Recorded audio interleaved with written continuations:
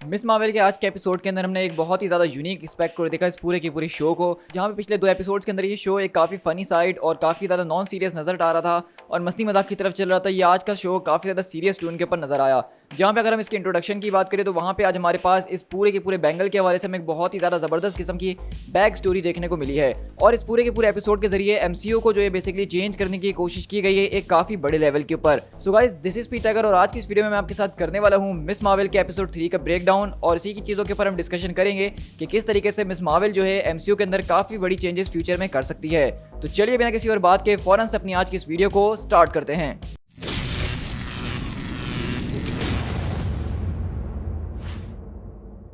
तो हमारी कहानी की जो स्टार्ट होती है वो सबसे पहले होती है 1942 से, जब ये पूरा का पूरा इंडिया पाकिस्तान एक था और ब्रिटिश यहाँ पे रूल किया करते थे। हम देखते हैं कि यहाँ पे एक तरह का टेंपल सी जगह हमें कोई नज़र आ रही है, जहाँ पे कुछ लोग जिसके अंदर हमें कामरान की वो जो मदर होती हैं वो भी वहाँ पे उस टाइम पे नज़र आ रही हैं और बिल्कुल वैसे ही जैसे वो आज हैं, यानी प्रेजेंट डे के अंदर। और हम देखते हैं कि वहाँ पे वो लोग बेसिकली किसी चीज़ की तलाश कर रहे होते हैं और वो कुछ और नहीं बल्कि वही बैंगल होता है जो कि मिस मार्वल अपनी पावर्स को चैनल करने के लिए इस्तेमाल कर रही होती हैं। और हम देखते हैं कि वो बैंगल दरअसल यहाँ पे क्रिएचर के हाथ के अंदर होता है जिसका कलर जो स्किन का ब्लू कलर का होता है। लेकिन इसके ऊपर थोड़ा सा आगे चल के बात करते हैं। पहले सीन के अंदर हम यहाँ पे ये भी देखते हैं कि किस तरीके से यहाँ पे पाकिस्तानी एक्ट्रेस महविश हयात को जो इंट्रोड्यूस करवाया गया है और जैसा कि मैंने आपसे कहा था कि वो यहाँ पे बेसिकली परनानी का रोल प्ले करने वाली हैं आयशा का, जिनके बारे में हमने पिछले एपिसोड के अंदर काफ़ी कुछ सुना भी था। तो हमें पता चलता है यहाँ पे किस तरीके से कि ये जो सारे के सारे बीइंग्स हैं ये दरअसल इंसान नहीं हैं, बल्कि ये सारे के सारे लोग एक दूसरी डायमेंशन से आए हैं जिसको नूर डायमेंशन कहा जाता है। अब नूर का जो लिटरल मीनिंग होता है उर्दू अरबिक के अंदर वो लाइट का होता है।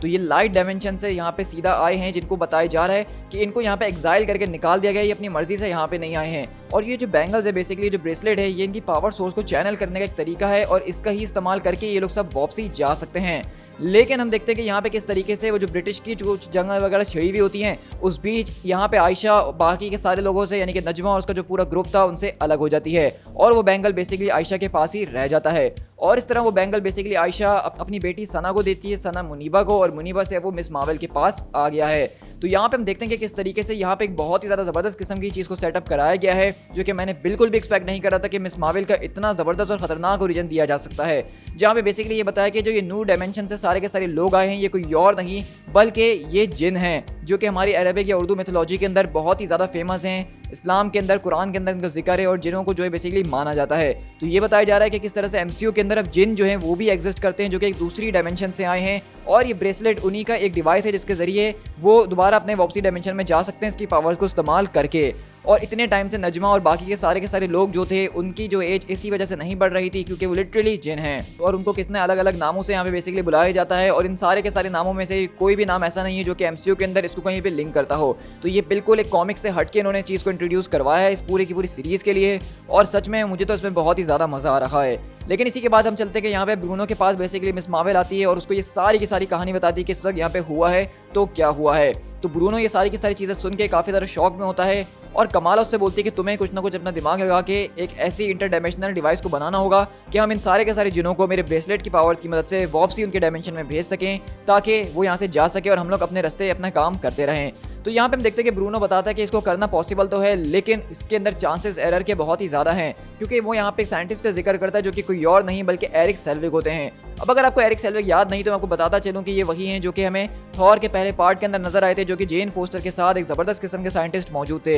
ये वही साइंटिस्ट है जिन्होंने दी एवेंजर्स के अंदर लोकी के वश में आने के बाद डेसरेट की मदद से वो उस पोर्टल को खोला था जहाँ से वो एलियंस हमारी इस अर्थ के ऊपर आए थे। तो यहाँ पे हम देखते हैं कि बेसिकली यहाँ पे ब्रूनो जो है उसने इन सारे के सारे रिसर्च पेपर्स को पढ़ा हुआ है और उसकी ही मदद से वो सारी की सारी इन्फॉर्मेशन को जमा करता है। लेकिन इसी के साथ हमारा यहाँ पे एक और दूसरा एस्पेक्ट चल रहा था डैमेज कंट्रोल का, जहाँ पे हमने देखा कि वो लोग बेसिकली मस्जिद के अंदर कि वो अपने सारे के सारे एजेंट्स के साथ मस्जिद में घुसे आते हैं और ये सारी की सारी पूछताछ करने की कोशिश करते हैं। तो यहाँ पे बेसिकली जो हमारे नाकिया का कैरेक्टर था उसको थोड़ी सी आज हाईलाइट करके दिखाया जाता है कि किस तरीके से वो इनको यहाँ पे आके फेस करती है और बताती है कि आप इस तरह से मस्जिद के अंदर नहीं घुस सकते हैं जब तक आपके पास एक साइन वारंट ना हो। तो एक तरह से देखा जाए तो यहाँ पे बताया जा रहा है कि नाकिया एक काफ़ी स्ट्रॉन्ग वुमेन है और हिजाब वगैरह के हवाले से बहुत अच्छी चीज़ को स्टैब्लिश किया गया है। लेकिन इसी के बाद हम देखेंगे यहाँ पे साथ साथ जो है आज आमिर की मेहंदी भी हो रही है। देसी स्टाइल की वेडिंग नजर आ रही है जिसमें मेहंदी के अंदर गाने बज रहे हैं, जूते ले लो पैसे दे दो, और सारी की सारी चीजें बिल्कुल एक यानी साउथ एशियन कल्चर से मिलते हुए नजर आ रही हैं। इंडियन सॉन्ग्स का कुछ ज़्यादा इस्तेमाल है, जहाँ पे पाकिस्तानी सॉन्ग्स को भी अगर डाल दिया जाता तो थोड़ा सा और अच्छा हो जाता,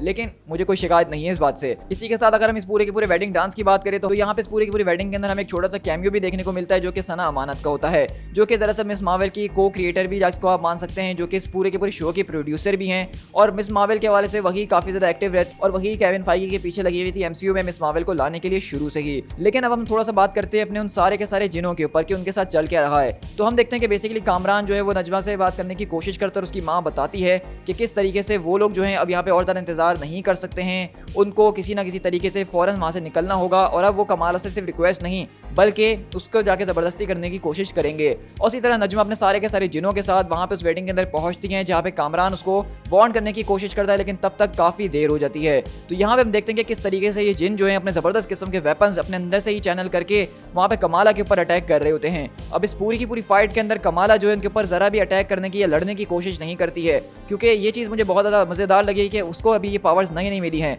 वो उसको सिर्फ एक शील्ड की तरह इस्तेमाल करने के अलावा और कुछ नहीं समझ पा रही कि वो उससे कर क्या सकती है। तो ये चीज़ बहुत अच्छी है कि कमाला ने ऐसा नहीं हुआ कि उसके सामने एक फाइट आई तो उसके अंदर वो फौरन से चैंपियन हो गई, बल्कि वो एक स्टेप बाय स्टेप इसको एक सीढ़ी चढ़ा रहे हैं और हमें बता रहे हैं कैरेक्टर डेवलपमेंट होती क्या है। तो यहाँ पे हम देखते हैं कि यहाँ पे अच्छी खासी लड़ाई झगड़े होने के बाद जब यहाँ पे जो है बेसिकली नजमा उसको चारों तरफ से घेर लेती है तो वो उसके ब्रेसलेट को पकड़ने की कोशिश करती है, और जैसे ही वो उसके ब्रेसलेट को छूती है तो उसके अंदर से वैसे एक तरह का हमें विजन नजर आता है जो कि हमें पहले भी नजर आया था। लेकिन अब इस विजन के अंदर हम बेसिकली महविश हयात की यानी कि आयशा की आवाज़ को सुन सकते हैं और वहाँ पे एक ट्रेन उनकी तरफ आ रही होती है जिसके ऊपर कराची लिखा हुआ होता है। और उसी के बाद अचानक हम देखते हैं कि यहाँ पे डैमेज कंट्रोल के सारे लोग आते हैं और इस फाइट को यहीं बीच में रोक के सारे जिनों को पकड़ के कस्टडी में ले जाते हैं। तो यहाँ पे एक पॉइंट है जिसके ऊपर मैं बात करना चाहूँगा कि अगर यहाँ पे उन्होंने लिटरली इन लोगों को बताया है कि ये जिन हैं, तो यहाँ पे जो उनकी स्ट्रेंथ थी, जो उनकी पावर थी, वो मुझे सच में बहुत ही ज़्यादा कम लगी हैं। मतलब जिन वगैरह के बारे में अगर आप थोड़ा सा भी जानते हैं तो आप जानते हैं कि वो कितने ज़्यादा पावरफुल हो सकते हैं, वो क्या क्या कर सकते हैं। तो ये पावर्स इनको यहाँ पे बहुत ज़्यादा अंडररेटेड दिखाया गया है। आई होप कि इसको आगे जाके जो है फिक्स करने की कोशिश की जाएगी। वो अभी यहाँ पे सिर्फ हेल्ड बैक कर रहे थे कमाला की वजह से, क्योंकि देखा जाए तो कमाला भी जो है वो बेसिकली एक जिनी है। और यहाँ से हमारी एक और थ्योरी प्रूफ हो जाती है जो हम लगा रहे थे मुनीबा के हवाले से कि कमाला की मदर ने इतनी जल्दी सारे के सारे डब्बों को पैक कर लिया, सारे के सारे कामों को फटाफट कर लेती हैं, तो उसके पीछे यही राज है कि वो भी एक आदि जिन है। और वो शायद इस बात को जानती हो या ना जानती हो, लेकिन उनके अंदर वो सारी की सारी सुपर पावर्स मौजूद हैं जो कि उनको एक ह्यूमन से थोड़ा सा एक्स्ट्रा लेवल के ऊपर ले जाती है। तो ये थ्योरी हमारी बिल्कुल सही प्रूव होती है यहाँ पे। इसी के साथ हमें यहाँ पे ये बात का भी जवाब मिल गया कि कमाला के अंदर से जो एनर्जी निकल रही थी वो कैसे निकल रही थी, क्योंकि आयशा की डिसेंडेंट है तो उसके अंदर भी वो जीन पाया गया एक जिन वाला। तो इसी तरह हमारी कहानी जो है बेसिकली अब एंड की तरफ जाती है जहाँ पे नाकिया को बेसिकली मिस मार्वल के बारे में पता चल जाता है कि वो कमाला की है और वो ब्रूनो को साथ उसको संभालने की कोशिश कर रही होती है जिसको इस फाइट के अंदर चोट वोट लग गई होती है। लेकिन हम देखते हैं कि जैसे ही कमाला यहाँ पे घर पे आती है, सारी चीज़ों को प्रोसेस करने की कोशिश कर रही होती है, तो अचानक उसकी नानी की कॉल यानी सना की कॉल आती है और हम देखते हैं कि उसकी नानी उसको बेसिकली ये बात बता दी कि किस तरीके से जो विजन उसने देखा एक ट्रेन वाला जिसके ऊपर कराची लिखा हुआ था, वही सेम विजन उसकी नानी ने पाकिस्तान कराची में बैठे बैठे देख लिया है। यानी कि कोई चीज़ जो है अब कराची की तरफ आ रही है और इसलिए मुनीबा और वहाँ पे मिस मार्वल यानी कमाला को कराची फौरन आना ही होगा। और इसी के साथ हमारा एपिसोड यहाँ पे एंड होता है। तो इसका मतलब तो साफ है कि अगला जो हमारा एपिसोड यानी एपिसोड 4 होने वाला है, जिसको हम सब जानते हैं कि एमसीयू के एपिसोड 4 बहुत ही क्रेजी किस्म के होते हैं, वो बेसिकली कराची के अंदर बेस्ड करेगा जहाँ पे हम कमाला की स्टोरी को और ज़्यादा बेहतर तरीके से जानेंगे। आयशा का हो सकता है हमें यहाँ पे रिटर्न देखने को मिले और महविश हयात एक सुपर हीरो की तरह हमें यहाँ पे नजर आएंगे अगले एपिसोड के अंदर। फरहान अख्तर का जो हमारे पास कैमियो होने वाला है वो भी हमें सुनने में आया है कि कराची के अंदर ही उसको दिखाया जाने वाला है किसी ना किसी कैरेक्टर के अंदर। तो अगला जो हमारा एपिसोड होने वाला है मिस मार्वल शो का, वो बहुत ही ज़्यादा कोई क्रेजी किस्म का होने वाला है। ज़बरदस्त किस्म का ओरिजिन, ज़बरदस्त किस्म की बैक स्टोरी देखने को मिलेगी। लेकिन अब सीन के ऊपर थोड़ी सी और बात कर लेते हैं जो कि हमने शुरू में देखा था, क्योंकि अगर आपने यहाँ पे गौर किया हो तो हमें यहाँ पे बेसिकली इस टेम्पल के अंदर 10 रिंग्स का एक साफ तरीके से सैम्पल नजर आ रहा था जो कि मैंडरिन और 10 रिंग्स से जाके जुड़ जाता है। और इससे हमें ये बात पता चल रही है कि हो सकता है कि कहीं ना कहीं कमाला खान का ये जो ब्रेसलेट है इसका ओरिजिन और 10 रिंग्स का ओरिजिन एक ही है, क्योंकि हमने इस पूरे के पूरे सीन के अंदर आयशा को ये कहते हुए सुना था कि किस तरीके से इसका एक और ब्रेसलेट है जिसको उनको तलाश करना होगा और तभी जाके वो अपनी सारी की सारी पावर्स को एक्सेस कर सकते हैं